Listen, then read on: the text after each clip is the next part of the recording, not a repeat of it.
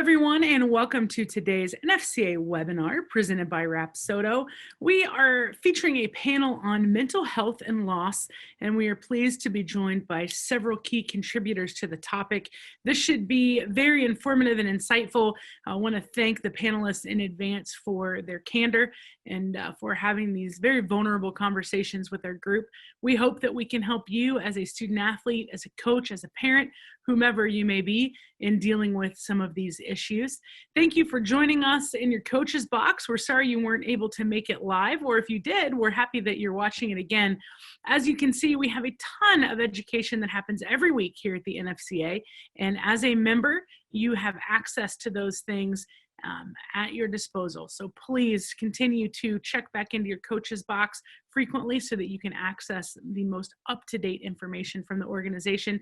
And just a reminder, this Friday, May 8th, we have our second virtual coaches clinic featuring Tim Walton from Florida, Jen Brundage from Michigan, and Megan Smith from Marshall. You won't want to miss it. 3 coaches giving 3 30-minute talks followed by a 30-minute Q&A happy hour. So we hope you can make plans to join us then.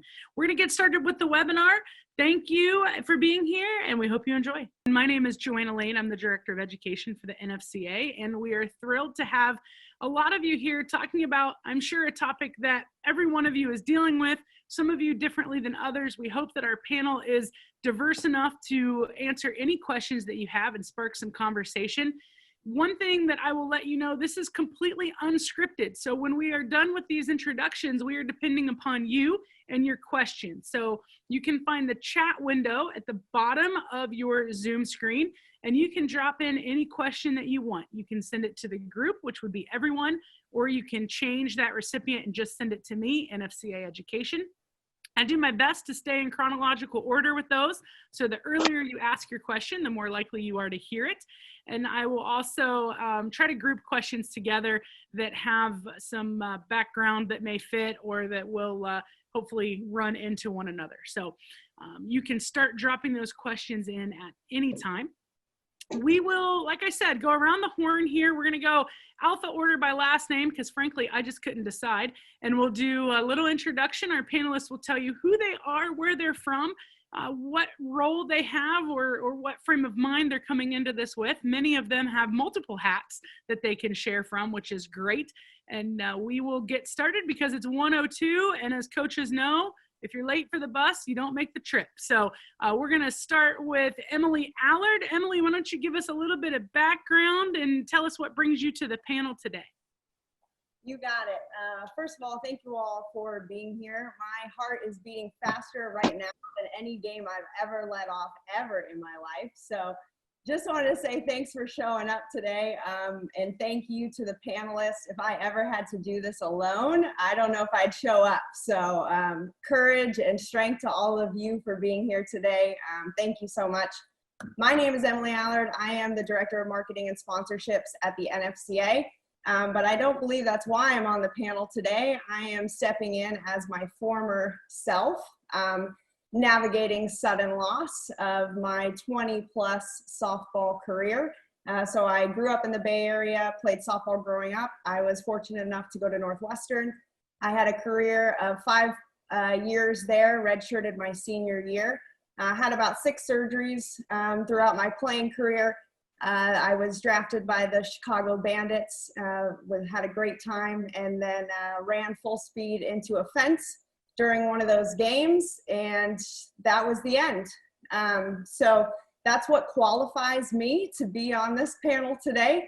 So navigating that sudden loss is why I am here.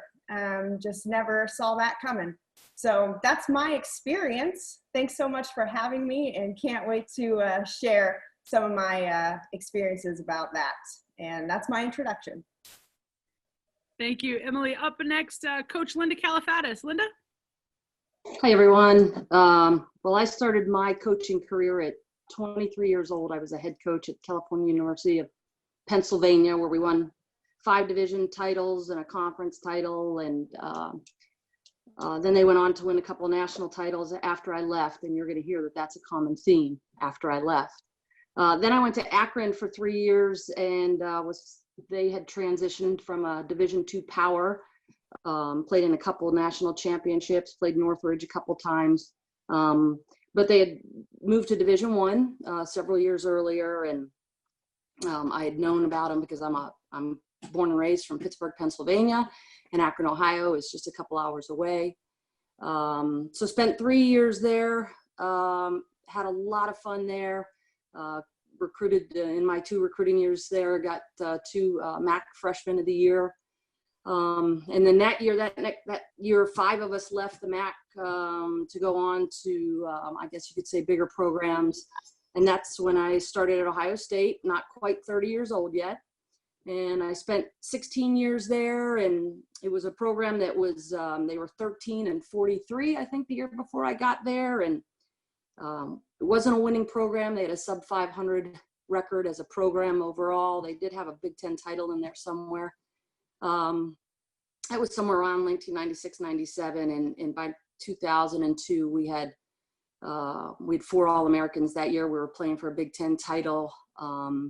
We were playing for a regional title. That was 2002 season, was what followed 9/11. But I was competing against the likes of Hall of Famers Gail Blevins, Carol Hutchins, and Sharon Drysdale. Lucky me as a youngster. And then in 2007, we finally broke through and won the second Big Ten title in Ohio State history.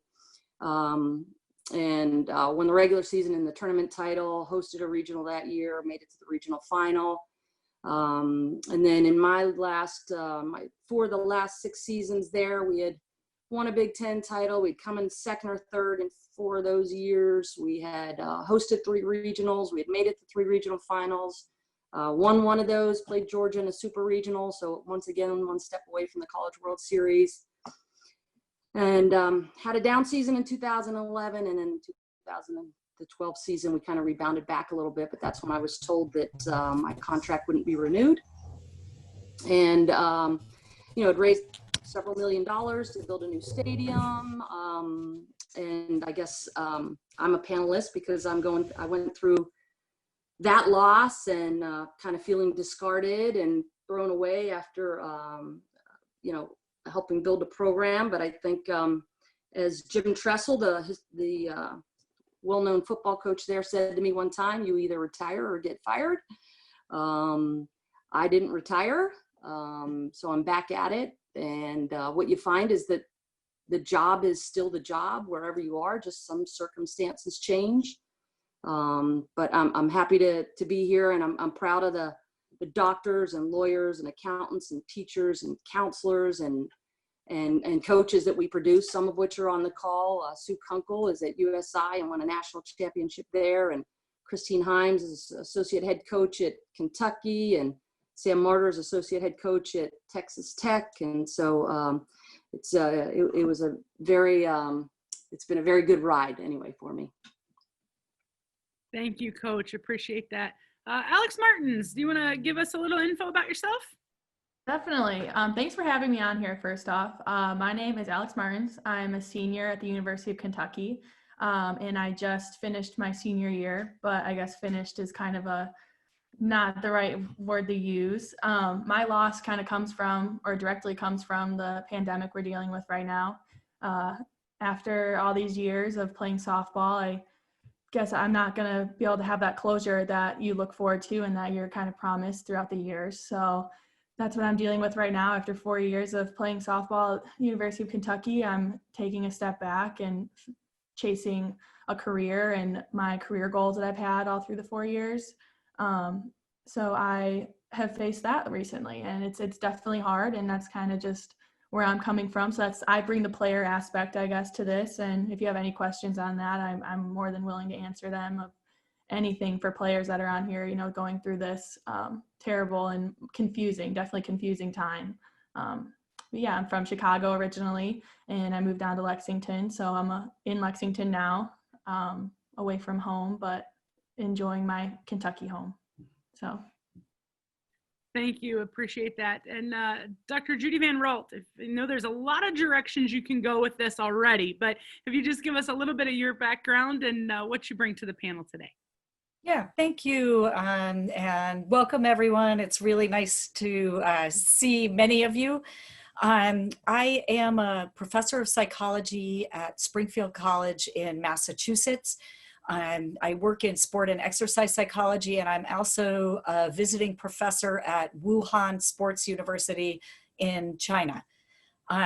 My research areas that might be relevant today have to do with athletic identity, some issues related to career transitions, also self-talk and sport injury. And currently I am quarantining with an athlete whose upcoming NCAA season and past season is affected by COVID-19. And I also have a son who works for a professional sports organization, and the season was canceled. So my interest in talking with you, or my skill set, is related to both a professional interest and skill set as a researcher and practitioner, but also really a personal one. I'm still someone who's active competing in my sport. I have other people around me who this has all affected. So I'm just really glad to be here and to answer any questions that I can if you're interested in any sports psychology related topics. Thank you. Thank you, everyone. As you can tell, we have a diverse panel who can come at this from a multitude of ways, but what we need from you are your questions. So go ahead, if you haven't already dropped those in, drop them in the chat. Again, you can send them to me or the group, whichever you prefer, and we will get rolling with it. The first one we have, what was the biggest teachable moment that came out of your circumstances and your loss? So we'll go same order. Emily, let's have you go first. Did you have a teachable moment that you look back on that was big for you? I think I'm still living through the teachable moments, if I'm being completely honest. One of them I would say is how completely unbalanced I was in my life. Everything I did revolved around softball. Whether I played it, I taught it, I worked in it, I practiced it, I ate it, I slept it, I did everything with it. And then in an instant, it was gone. And I think we're all experiencing that right now, whether we're coaches, players, everything with the pandemic. It's gone. Like you don't have it right now, and we're all itching for it. We're we're learning it now, and we're on Zoom, and we're doing all of these things, and every part of our life surrounds softball. And when you don't have it and it's over, going back to what Doctor was just talking about in your identity, like, what are you doing when it's vanished? And I think that's the teachable moment for me is I didn't have anything else, or at least in my mind, I felt like I didn't have anything else. And it's taken me a very long time to try and figure out what that something else was about me. For 20 plus years, all my life surrounded softball, and I wasn't prepared when it was over. I think that was the biggest teachable moment for me so far, and is still teaching me every day. Coach Califadis, I'm going to kind of add another element to yours, another question that came in. Can you speak to any disruption in confidence that you had, through your transition from one institution to another, and how did you keep your confidence level high as a coach who had been successful yet found themselves looking for a new position? Sure, it's a blow to the ego, and coaching is like being in a relationship, right? And you go to a new school and you're in love and everything's exciting and you see all the good things, and then as you're there and in it long enough, the faults start to come up more and more, and it's challenging, it's tough, and it feels like a breakup, that somebody, and I was still in love, but the other thing wasn't in love with me. And it's so funny because it was our donors, actually the donors that helped build the stadium, and they gave millions to that place in athletics and in different areas. And they said, you can love a place, but it doesn't have to love you back. And which I don't know at the time really felt any better. But I just think, I had a chance. I had the liberty of being able to take a year off. And after being a head coach and kind of having that burden since I was 23, I wasn't sure if it was something that I wanted to stay in. And so I actually declined a job, another coaching job that summer, and realized that I needed to just kind of sit with myself and figure out, you know, what was my next step? What was I going to do? And I didn't know if it was coaching. And, you know, I finally started to see, you mentioned the lawn, Joanna. I was mowing my grass and putting a flashlight out there to finish mowing the yard, and all the travel, especially being a northern school. And so I started having weekends off, and I started to see how the real world lived. And, oh, this is when you cut the grass on a Saturday morning, or this is when you do your laundry, right? All the things that the normal routines. And I was, you know, I wasn't sure I was going to get back in it. And then I thought, well, let me wait this out, and let's see what happens when the fall season comes. And I didn't miss it. And that was scary to me. And then I always got kind of butterflies around the holidays, because I knew that, you know, the spring season was about to start, and are we ready, and what do we got to do? And I didn't get those butterflies. And then I thought, okay, well, once the season starts and teams play, and it didn't happen. And then I said, well, once I start to see it on TV, and it didn't happen. And then the postseason hit, and I started to really see the passion in young women. And I thought, oh God, I need to be back. It's them. They are why I do it. And it isn't because of administrators. It isn't because of a logo on a shirt. It's the young women that we get to be around every day. And I think if you know, I guess that's my why. If that's who you are and why you do it in the long run, then it just comes back to you. So, you know, now I just say, I traded football for the beach, and that's a pretty good trade. I can't believe, I was kind of blown away, but I still get the same number of emails. It's still going to a ball field and trying to evaluate kids and build relationships. And, I just think that you gotta know why you do it. And that will always bring you back. That will always be your direction, your compass. Thank you. Alex, a question for you in the chat here too. From a player perspective, what would you suggest to coaches on how they can help bring closure to seniors who are choosing to not come back? And then side note, congrats on an amazing career, by the way. So some fans out there too.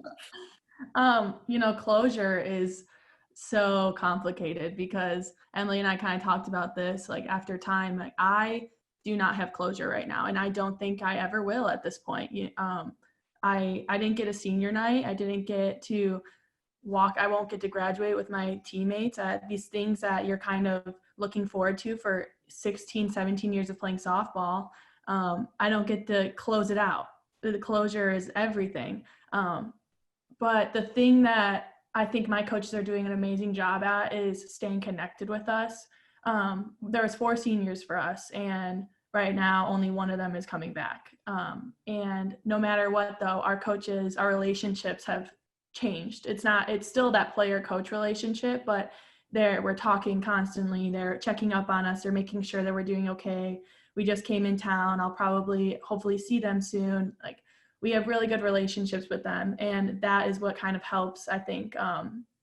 As soon as it was over and we got the text from our coach saying that our season had been canceled, all the 4 seniors went to the field immediately, had the coaches come, and us all together just cried together. And it was a really special moment, super sad, but also allowed us to get everything out on the table. And then the next day we all got breakfast together with the coaching staff. So it's just those kind of relationships, they last forever. And losing softball won't lose that. And I think that's the best part about Kentucky that I've learned, is it's about the people, and it's not about,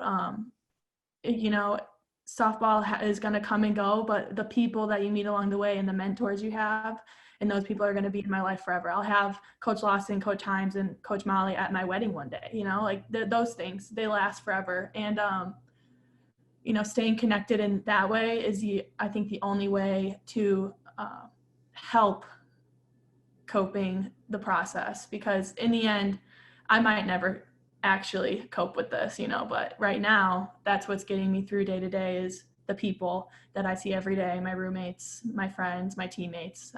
It's all about the relationships you build with them. Thank you, Alex. Dr. Van Raalt, anything you've heard over the last few comments that you want to kind of expand on, or anything you'd like to add at this point? Yeah, I think this panel has really touched on some very important issues. And when I was thinking about today, one of the things I did is look at how people have coped with troubling situations over time. And there's some researchers in industrial organizational psychology who looked at how, like, Nelson Mandela coped with being locked up for 18 years, for example. And some of the things that the panelists have talked about really touch on that. So the summary of the model that talked about those coping skills is the acronym HERO. So the first, the H is for hope. And although things haven't turned out as people wanted now, people are still hopeful that they'll be okay and, you know, are able to still continue on. And that's really valuable. What I heard was people setting goals related to what they could do moving forward, whether it's a new coaching position, reassessing career, or figuring out how to stay connected to teammates and coaches. The E is for efficacy. And what I really heard is, you know how to do this. You know, softball is hard. You lose a lot. There's a lot of bad things that happen in softball. And so you are maybe, as softball community, really well qualified to come back from things that are bad. You're also good at a lot of things, like enjoying the good times, but you have that efficacy available. And I would guess that one of the ways you are so good at coming back is you control the controllables and focus on what you can do. And I heard a good bit of that. I'm spending time with my friends where I am in Kentucky as that's what you can control. Maybe you're cooking something good or training. So those things. The R is resilience. And again, you know how to do this. And the O is optimism. And it can be hard to be optimistic. My reflection on athletes and teams that are good at what they do is they often compare themselves to people above them. How do we get better every day? How do we work harder? We're not good enough. And that skill set is fantastic for improving in your sport. But sometimes it can be exhausting, disappointing, and take away your hopefulness. And if we sometimes reflect downward, look at other people who didn't make it to this level of softball that you're involved in, you're really part of something that's very special. And while this happened for part of your career, it's not the whole thing. And sometimes being able to be optimistic involves looking downward and saying, hey, some things that I can do are really okay. So I wanted to share that hero idea with you. And that's a very long answer to a short question. So thank you. Of course. We can have several of those. We've got a lot of chat questions coming in, which is fantastic. A couple that are similar in nature, but dealing with the theme of motivation. So if you think about motivation, a couple of examples are, you know, how did you stay motivated if you were trying to deal through an injury, which I know, Emily, for you, you had attempted comebacks and things with that, so you can speak to that point. And then maybe Coach Califadis, a question of how do you help student athletes who have lost motivation right now, and what can we do for them? And then with you, Alex, when did you feel your motivation or direction changed from softball to future goals? So some subset questions there. Emily, we'll kick off with you and take it around the horn one more time. Sure. Motivation. Whew. This changed drastically throughout my years, so bear with me here for a little bit. In the beginning, as I mentioned earlier, I've had 6 surgeries throughout my career, and I ended with my 2nd concussion. So in the beginning, my motivation was phenomenal. I'd be in the training room every day. You tell me what I need to do, I'm going to get it done. Everything under the sun. I was a physical therapist and a doctor's dream. And I think that internal motivation to return is just what athletes are all about, right? I hear from coaches all the time, like, I shouldn't have to teach motivation. That's what high level athletics is all about. And I think all of you as coaches know that. As my career went on, and injury after injury after injury, coaching motivation with myself, it was about what Dr. Van Raalt was just talking about, those short-term goals, right? Okay, one more surgery, I can do this. Let me just get through this next set of exercises. Let me just get through this next day. So I think keeping the goals shorter versus when am I going to play again became my new motivation. So when you're working with athletes who have been through struggle or injury after injury after injury, or battle after battle after battle, keeping the motivation short term might be helpful. As for now, I'm open to suggestions. If you have motivation for positivity, you can just send them in the chat to me. I'm open and ready and willing. But no, I think it's a daily struggle. I'm trying to figure out what that is and how to get that back. I think when you lose athletics and you're not around those types of mentalities or that day to day, I think we do a phenomenal job at the NFCA, but when you're not involved in athletics like that anymore, it's hard to have that still. So long answer to that question, but I think trying to find those short-term goals with the motivation is a good piece. Thank you. Coach Califadis. Yeah, that's great, Emily. And honestly, we haven't really talked softball with our kids a whole lot. I mean, imagine I just think their frustration at this point, we don't even know if we're going to play in February. And we want to talk in March, April about, getting ready for next February. I think more than anything, the talk should be maybe more about character, and that will lead to motivation. And so, we're talking about being safe and caring about the people around you and working hard to finish. We just finished an the academic calendar. And so that was a big focus. And, I know for us in college anyway, that game is in February, where some of you summer ball coaches are, that game maybe will be coming up this summer. But I think it's more about character and, who do they want to be? Who do they, are their actions going to follow who they say they are or who they say they want to be? I think probably that's more important right now. We just had an athletic department call a couple hours before this. And, I know the talk right now in the NCAA is, are we going to have a quiet period for the remainder of the summer? So, nobody has the answers. Nobody, not even the leader of the free world. And I'll refrain from any comments there, but I think we just get through each day. And I think, Emily, your comments were perfect, short-term goals. And, as a coach, if you want to have those for your kids, as college coaches, we can't organize that and keep track of that.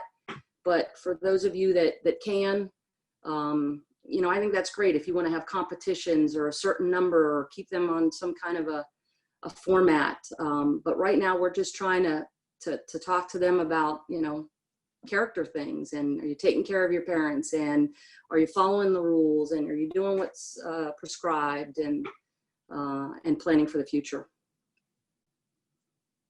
Thank you. Alex, send it your way. All right. Mine was about motivation on changing goals from softball priority to career priority and kind of future related, if I remember correctly. But so I'm beyond lucky to go to the University of Kentucky because it is exactly the program that I personally needed.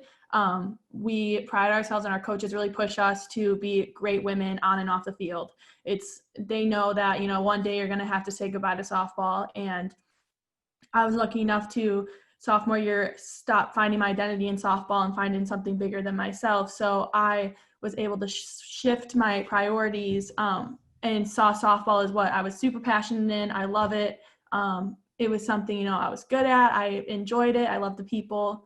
But when I started thinking about what my future had, I knew that I wanted to do something bigger than that, something long-term, something I was super passionate in as well. So I had a lot of mentors that really helped me and pushed me to find what I was passionate in. And I luckily switched my major sophomore year and I fell right into what I wanted to do, which was advertising and marketing. So that passion is always there for me personally. So when I lost softball, I had already started and had my next steps planned out. I had my path for grad school in early February. So I had we at our school, our seniors had these plans. My roommate had a job lined up in February. So we had steps to go. And so when everything started getting canceled and, NCAA was gracious enough to give spring athletes that extra year back, it seemed like, the best possible situation, but in reality, it really caused more stress almost, because I had to choose between what my deep passion and goals are in life and what my passions and what I love to do now are. So it was hard. It didn't really switch. It just kind of, as I grew as a woman, I saw what my future had.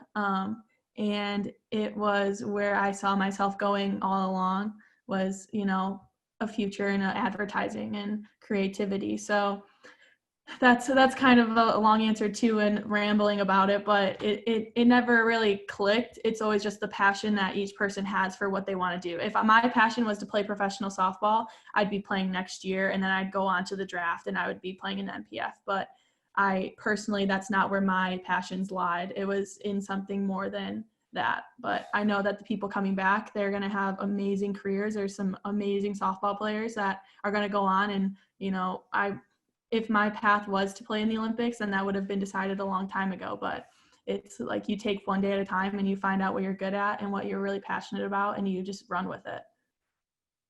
Thank you, Alex.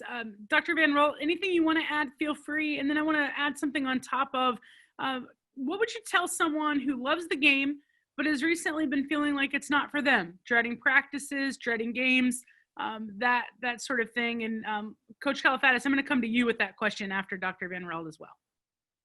So I'm going to touch on maybe both aspects of the question. One of the things that I heard from the panelists was how they perceived their losses, what happened with the pandemic or other events. And I wanted to highlight for you that your perception is something that's somewhat under your control. Certainly also there is reality, maybe as God sees it, that this happened, but how you perceive it can really vary. And that perception makes a big difference. And for an example, there was a research study that was done that looked at how people felt who were Olympic athletes who had won the gold, silver, and bronze medals. The people who won gold medals were the happiest. That's easy. But the question was, how do people who won silver versus bronze medals differ from each other? And some of you may not be surprised to hear that the bronze medalists were actually happier than the silver medalists. Now, all of them won Olympic medals. The silver medalists may have perceived it as, oh, I could have won gold. I was that close. And the bronze medalists were thinking, I wasn't going to win any medal. And look at that, I won a bronze. And so I guess the thinking that I have about it is how you look at the circumstance might matter. So if this is the worst thing that could ever happen and you perceive it that way, then it is much more difficult for you than if you're able to say, this happened, it wasn't the direction I intended, but like Alex, now I have space for my career to really invest in that. Or like Coach Califadis said, maybe I'm going to take a year off and reflect on where I want to go. So you don't have to love that it happened, but you can see that your perception affects your response. Perfect. Thank you. Coach Califadis, in your experiences when a student athlete comes to you of the question, do I still love the game or how do I know? And then in your own experience, you talked about not being sure if you really missed it or not. Any advice for those student athletes or those coaches who may be feeling the same thing? No, I need advice on that, actually. I wonder that all the time because we structure everything for them and we tell them how many swings to take and what days to take off and what days to work out and how much to lift and when and where. And sometimes I wonder if by making all those demands that sometimes by taking some of that initiative away, and that's really what I'm curious about. At some point we will start to talk about, okay, next season, that next team. And we're not there yet. And somebody mentioned the grieving process. And, you know, I think we're continuing to still kind of let this last year's program team season go to rest. And we're not quite there, but it's becoming that, you know, we're getting to the end of that. And, you know, we'll start to have some of those talks and try to get a feel. I think when what's happening now is so much bigger. I mean, we're looking at it from a sport aspect, and what's happening now is so much bigger than softball and in a season and in a sport. You know, I just got to believe that these kids' brains are kind of all over the place. And at the same time, I think that, you know, now it's been taken from them, and are they really starting to evaluate those things even more? They're not having to do it because somebody's telling them to. So it's going to be really interesting to see how kids come back and see how the process goes. And, you know, I know we still have roadblocks ahead as far as when we'll start and all of that, but I'm really curious to see when some of this will, and how this experience will ignite or maybe put the flame out with some kids. Thank you. I appreciate that. We do have 3 different questions on grieving, and the process. So Dr. Van Raalt, I'm going to start with you. Is experiencing a loss like this, or an injury, and how it may or may not impact identity, is that similar to the grief process as we think about it traditionally in the stages? And then what are the ways that we can help those who we love who may find themselves in a grief stage that it might just not be as familiar to us as in the circumstance of dealing with a death or something that's more traditionally seen in that light? So the challenge of these events, I think for many of us, is they are what we call in the field off time. So if it's your senior year and you play your senior season and you graduate and you either move on to playing professionally or move on to your career or other things, that's on time that you're leaving softball or your college opportunities or high school opportunities. But when you sustain an injury or when a pandemic happens, that off time can make things more difficult to cope with because it's unexpected, because it's, you know, the preparation that you would have had over time just isn't there. So I think there's something very real about people saying this really feels different. It is, and it's challenging. With regard to how people respond, Kubler-Ross did her research on stages of change with death and dying by going to hospitals and talking to people who are dying and basically asking them the question, so how is this for you? And what she found was that there were a bunch of different responses. So some were in denial, none that, you know, it's not happening to me, even though they were dying and in the hospital. Some were angry. Some had accepted things. So there were a bunch of, some were bargaining, if I'm a better person, then maybe it will change. So she did not find that people passed through those stages in a predictable sequential order.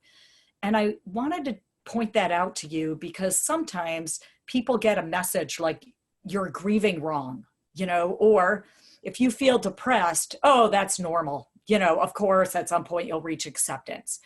And the more recent research basically shows that for most of us, when there is a big loss, we feel bad. And that over time, things tend to get better.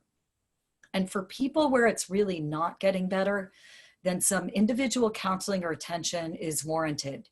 So I wanted to talk about those stages to say we grieve differently. We grieve differently at different times. Coaches, this is a challenge because some people feel fine, they're setting goals, they're moving forward. Other people are really sad. And it can be easy for teammates and coaching staff to get frustrated with each other and for people to really be in conflict. So I guess one of the thoughts I have is to be patient with each other, to support other people where they are, and realize that for most of us, it gets better over time. And if it doesn't, there's really help available. Thank you. Anyone else in the panel? Emily, Linda, Alex, want to add anything to that? Emily, go ahead. Yeah, I can add to that. I totally agree with you. And to the questions for grief, I think it's so important to listen to the person that you are trying to help. And all 3 or 4 or whoever's on the panel, like, we could all have a similar situation, but none of our situations are the same. And you won't know that unless you listen or ask questions or actually get to know the situation. Like, Alex and I could have both lost our careers, but the circumstances around our careers are completely different. And so by asking those types of questions and listening to the answers, you can help understand and know. And then you would also know that Alex and I could be in 2 completely different stages of grief. Or one day I could be angry and the next week I could be so happy and motivated. And then the very next week I could be back to being depressed. And I think it cycles. And there really is no straight path. You're listening, you're asking questions, and you really do care. Like just sending a text to your athlete and saying, how are you feeling? If you don't want to hear that answer, then you shouldn't send that message. Because if they're going to tell you how they're feeling and you're like, oh, okay, that's great, and then you're off to something else, I think being ready and willing to receive what they're telling you is important. Yeah, that's all I have for now. I have something to add. Definitely the stages of grief are so different for each person. And I think, like Emily was saying, like all people want to do is be heard and seen and understood. And it's so hard to understand each person individually, but I've learned from talking to people and just listening, and they can just tell you what's going on.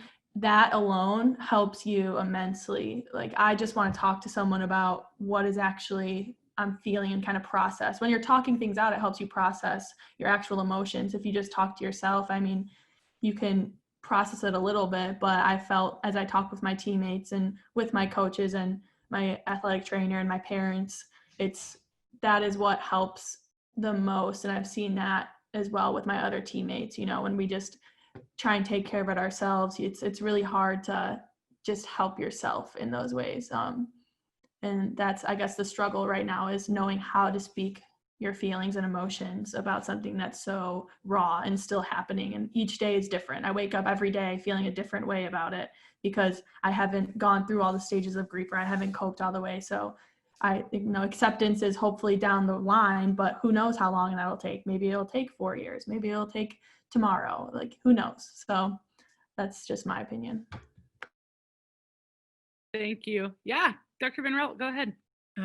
I just wanted to say that Emily and Alex really talked about what is best practices in psychology. And one of the things that many people feel is a desire to help. So when someone says, you know, I have a problem, then action-oriented, often athletes and coaches say, okay, tell me the problem and let's fix it. We can work on that. And in this instance, what is really helpful is to sit with someone and let them share their pain. And you can't fix COVID-19 and you can't fix these other things. So to be with them and listen, that's hard to do. It's a lot harder than it sounds when I'm just talking about it and then not to fix it. And I'll give you an example. If someone says, I'm really sad and something awful happened to me, and they say, oh, okay, let's go eat cookies then, that'll cheer you up. That feels much worse than I feel really sad. Wow, this is really hard. That does sound sad. And to sit with them. So I just really appreciate your sharing that advice for people who want to help and don't know how to help. That listening matters. Thank you. Samantha Ekstrand, our legal counsel, had something she wanted to add in as well. So Sam, go ahead. I think this topic of mental health in coaches is so valuable. So many of the coaches that I work with and talk with, you know, are on the front lines dealing with mental health issues with their athletes, and the questions or what do we do? And I love the advice of listening. I also think it's really important to remember that your school still should have resources, right? Especially at the college level. I know at the high school level, and I know right now with COVID-19, everybody's kind of spread out or whatnot, but I really view part of your big responsibility is to connect them to, to a sports psychologist in the department, or to the student counseling center or someone, and realize that you care about them. You're a softball coach, you're a softball coach first and foremost. And this kind of webinar and so many others are there to equip you with some kind of basic skills. But at the end of the day, I really want you to feel comfortable connecting them, right? To where are the resources? And if you feel like you're at a place that, you don't know where they are, you're not quite sure, then I'd love to talk with you, about that, and to make sure that you're not taking on more than you're able to, or more than you should, really. And that is not saying that you shouldn't be supportive and listen and all those things. Absolutely, 100%. You have such important relationships, but I feel like the balance gets skewed, and then I see coaches kind of get in over their heads, and it's like, let's get them to the, to the experts, to somebody like Dr. Van Raalt, who knows, who studied this. This is her field. Let us get our athletes there. Thank you. Anything else from the panelists on this one? All right. Interesting comment, I think, in the chat about identity, and I'm curious how the loss of your season at this point, specifically for high school kids, if our high school students who, and I know we have a lot of high school coaches on here as well, who it might be a little more fresh. There's a comment from a New Jersey coach who just happened that their season was officially canceled, and some different parts of the country in different stages. But how does that identity develop? And we'll start with you, Dr. Van Raalt. And at what point do coaches need to make sure that we are educating our student athletes on who they are and what they do are different things, and how can we help with that? So I think that when we talk about this, we sometimes talk about the loss of identity when something like this happens. And the challenge from my perspective and the research perspective is not a loss of identity, it's a loss of opportunity to use that identity. So people who have moved on and are maybe not planning to play softball in college, they might be fine because their experience is somewhat in line with their identity, or more fine than someone who really strongly identifies with softball and now softball is no longer available. So the opportunity to use that identity now has changed. And I think the question was in part, what do we do? How do we reach out and help them if they're struggling? And I think we've touched on some of those ideas already. We can listen. We can talk about setting smaller goals given the uncertainty we have. We can make a referral for the people who really seem to be struggling. And I wanted to share a resource for you who are saying, all right, I'm supposed to make a referral, but what do I actually say to a teammate or to one of my student athletes? And relatively recently, a couple of years ago, the NCAA funded our research on recognizing mental health problems and making referrals. And there's a free website called supportforsport.org. So one more time, supportforsport.org. And you can click on the link and you can see there's a range of resources, but one of them is related to health, and there's information about mental health issues. And I want to touch on some of the others: eating disorders, substance abuse, depression, and anxiety. And some of those may be things that you're seeing more of. So what are the symptoms? What are the resources available? Where is there good information? That would be something maybe for you, and also possibly somewhere you could direct your athletes as well. Thank you very much. Some book recommendations and other things coming in. So if you want to check those out in the chat, or you want to add to those, feel free. Another question, as a coach, how can we work through our own feelings of loss and lack of purpose, uncertainty of possibility of recruiting, whether or not they'll be back in the fall, potential furloughs or loss of job? And Dr. Van Raalt, I'm going to come back to you on that with, is it different for a coach than it would be a student athlete? Obviously, a maturity level may or may not be different depending on, but where should they start? And then Linda, we'll come to you next with that.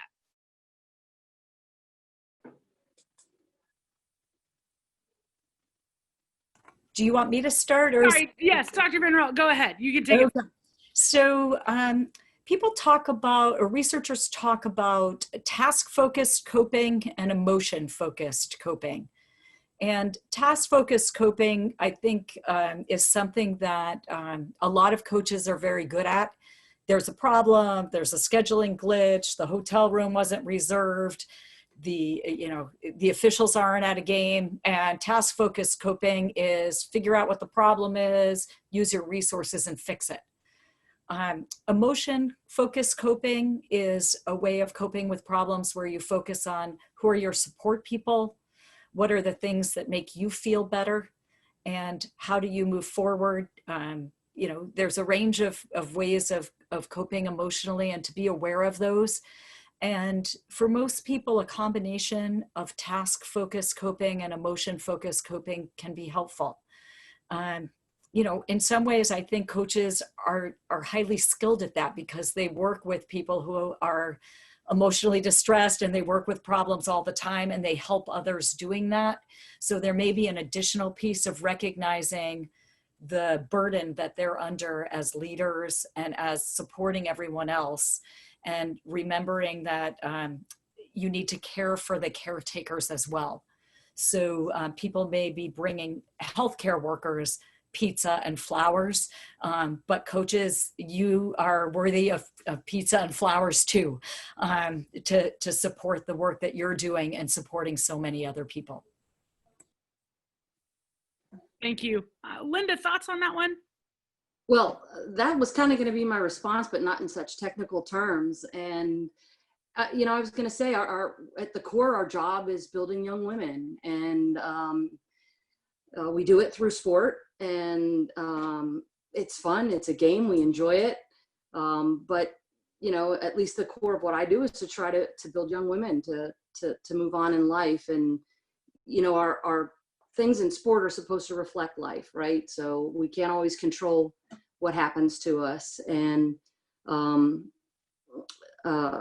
was just going to say, I do some of that. I know what I have to do. I have some tasks that I've got to do for work, but then sometimes, some days and some hours, I just say, you know what, I'm going to do something that makes me happy, because I know the better I am through this, and none of us have really the right answers, all the answers. The better I am going to be for them. So whether it's, doing a project around the house or doing things that we would never have the time to do, I want to invest that time a little bit in me so that I can invest it in them when it's time and appropriate, and in the meantime, I may call a couple players. Yesterday, I called a couple players out in California to see how they're doing. Today, I'll call a couple more locally just to continue to stay in touch with our kids. And I think talking one-on-one, continuing to do the Zoom calls, maybe not as frequently, but as our kids and as I feel like our team needs it, because there's some kind of lift when we're all on there. And then I think there's some kind of lift to them when it's just me and them, or just a coach and them. But I think, I've kind of, to get a little more personal, I've been a caretaker for my mom. I have a disabled sister, and they actually were living with me in Ohio at the time. And so when I was going through all of that and the coaching change, I felt I had a responsibility to take care of them and get them situated too.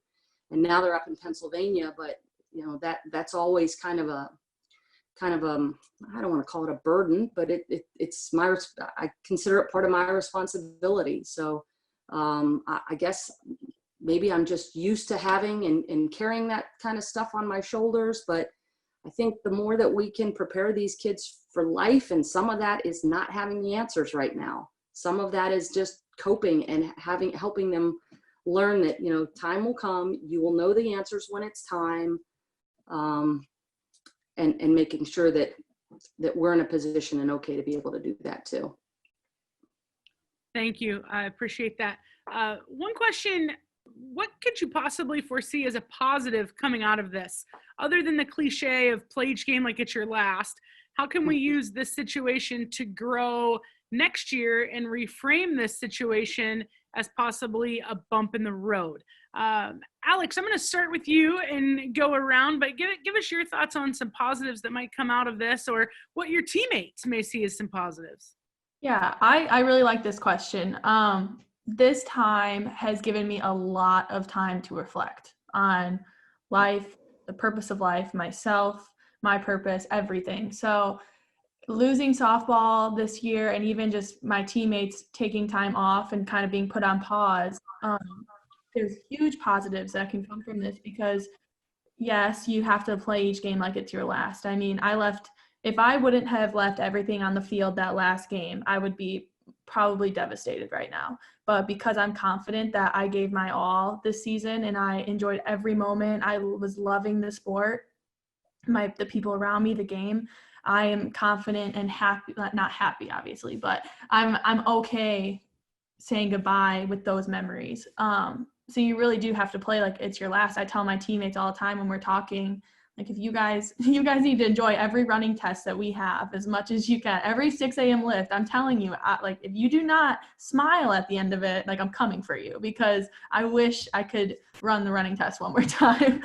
But yeah, it's those things. But I just think as a whole, our country right now is just, we're being asked to do something that we've never wanted to do. I think I've complained in my last 22 years about being so busy and tired. I just want a day off. I've complained about that so much. And now I have a month and a half off, and now I'm complaining more about it. So it just makes you sit back and realize, you know, a lot of us asked for this time off, but now that we have it, we don't want it anymore. So you just need to use every day as time to actually reflect on life and see what is possible. I mean, after this is over, I mean, life might not go back to normal, most likely won't, but I keep thinking about how it's going to feel when I can go and hug my grandparents. Like that day when I walk up to my grandma and I can hug her confidently, like that is going to be the best day. I don't know if I won't get to play softball again, but I'll actually be able to have an encounter with a person that I won't shake their hand probably, but I'll like be able to be confident standing next to them and not scared. You know what I mean? So it really is eye-opening and good for our society as a whole to just sit down and rest in the present. We aren't asked to do anything, just like sit in present and realize like what this world is and what we have here. So that's where my brain's at. Thank you. I appreciate that. Emily, how about you? We all just give like a virtual round of applause to Alex Martens. I feel better just having her on the panel. So you rock, girl. I'm sorry, what was the question? I was so enthralled by her answer. That must mean that the question is now moot. No, it's how can we reframe this as a bump in the road, or what can we do to look forward to this? What positives could come from this? Right.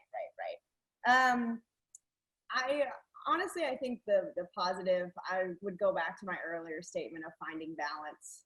I think we're so wrapped up in softball, and it's great. We love it. But find some ways to bring other parts of life into your teams. Take your kids.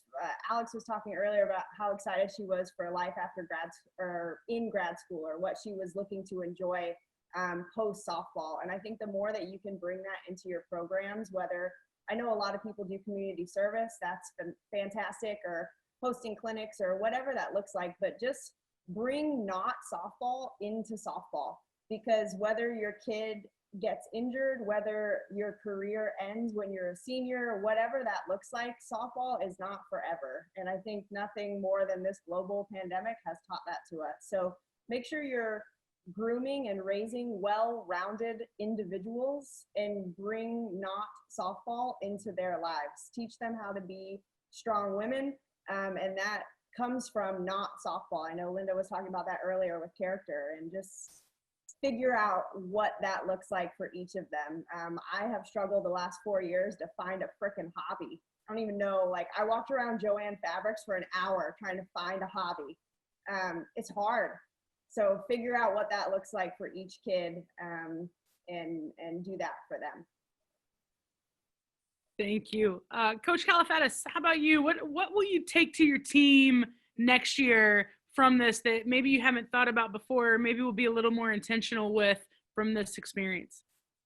Well, hopefully the privilege of being able to play and represent something bigger than themselves. And, you know, we all talk about it, but for those, and our kids don't know anything about Title IX, but for those of us that have more gray hair, I mean, I remember the days of holding the van doors closed because they would fall off if you didn't. And, you know, having the one good bat and passing it around, and the uniforms, the ugly polyester uniforms that you had to wear for a decade, not new uniforms every year. So maybe a little more appreciation. And I know there will be budget cuts, but I think the appreciation of being able to be together, number one, to be on a field and be able to represent, like, again, something bigger than themselves, and use their God-given talents, and you know, just to be together again, and to not, you know, I tell them all the time, you know, our lives are a story, and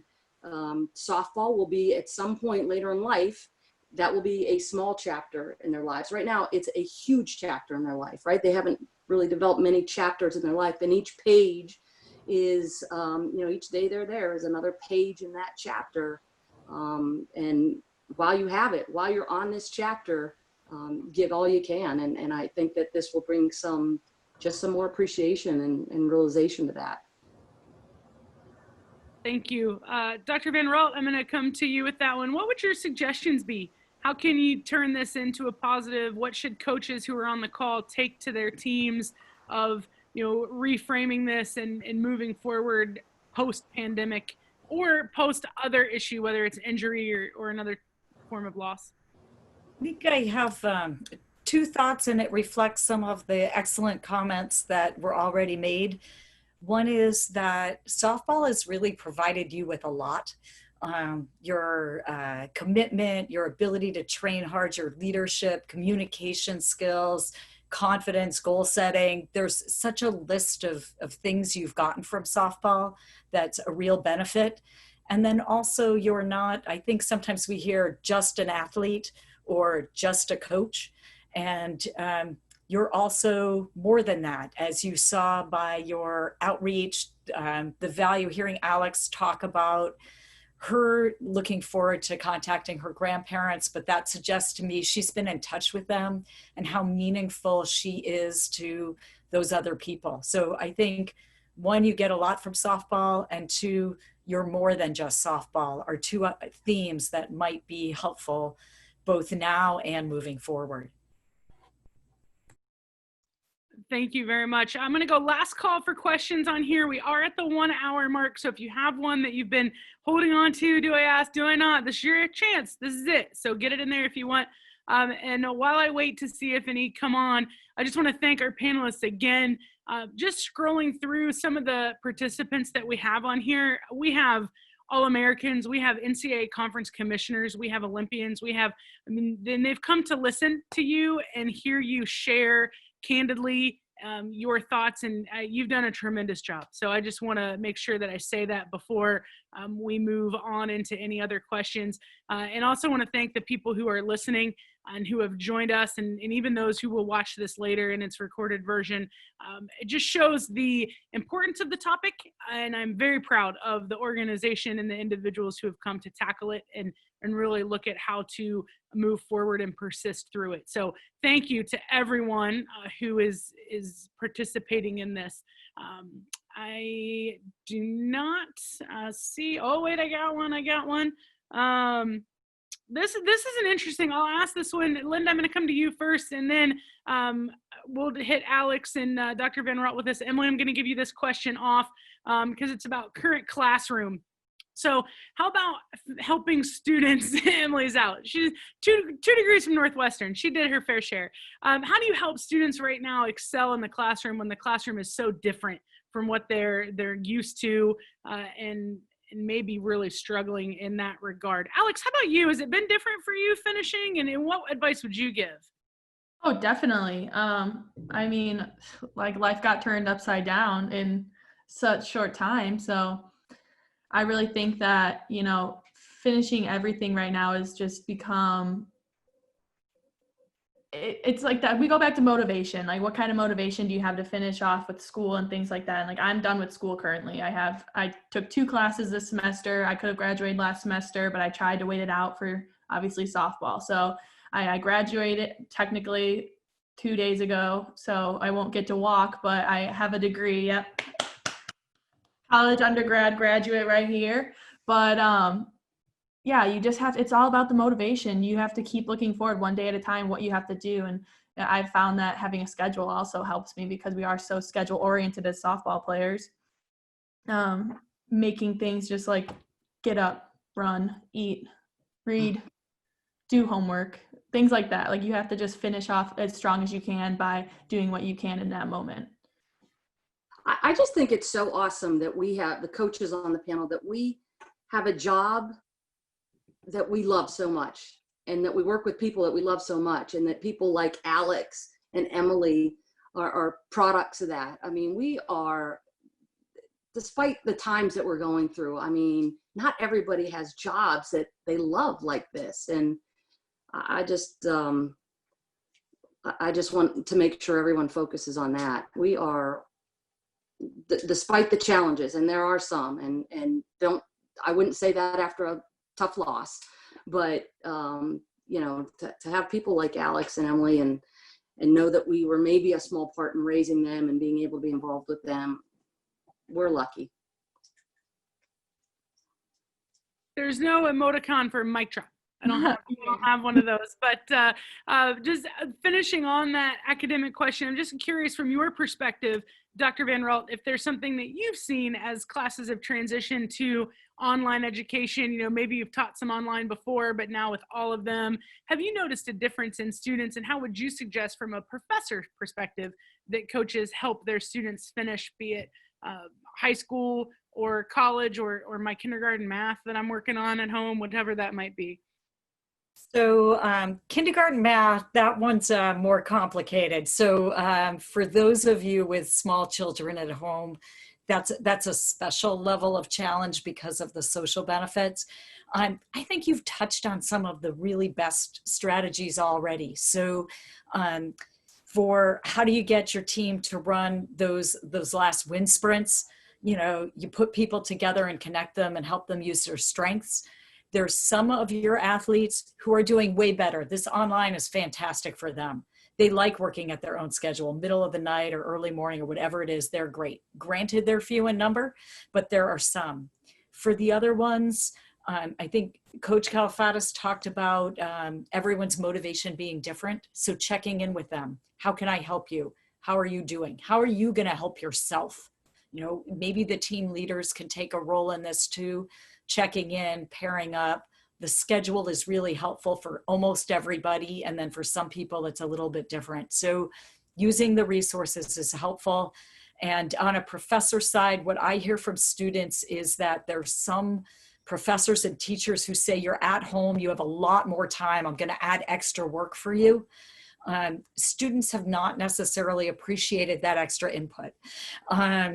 So I think it would be nice if we could educate the faculty and the high school teachers and the elementary school teachers as well. They're struggling too. And so, you know, just an awareness of we're in this together. What can I do that's best for me? And if I can't do it alone, where can I find help? And coaches, how can, you know, you reach out and help the students get the resources they need? That can be a strategy that works for many. Well, thank you very much. Again, thank you to all of you, Emily, Alex, Linda, and Dr. Van Raalt. Just tremendous. Appreciate your insights and the diverse perspectives. And thank you, everyone, for joining us. It's been a privilege to have you. We were 150 some strong at some point in the middle there, and that's just fantastic. We love being able to share with all of our family at the NFCA. So don't forget, if you are a member, this is in your coach's box. If you're not a member, you should think about it, because we've got a whole bunch of these where this came from, and they're all very good, if I do say so myself. Not that I'm biased, but ask your friends. I promise it's very insightful. So thank you very much. much for everyone. We appreciate you. If you need anything, please let us know. We are happy to help at any point in time. And I did have a question, Brock, on virtual education. There's a bunch coming your way, especially on Friday. Hey, Virtual Coaches Clinic, Friday, 3 o'clock. Tim Walton from Florida, Jen Brundage from Michigan, and Megan Smith from Marshall, $25 for an hour and a half of virtual clinic, followed by a question and answer, happy hour. Bring your own beverage on that happy hour. So social distancing still applies. Thank you, everyone. Have a fantastic day. It's been a pleasure, and we will see you next time.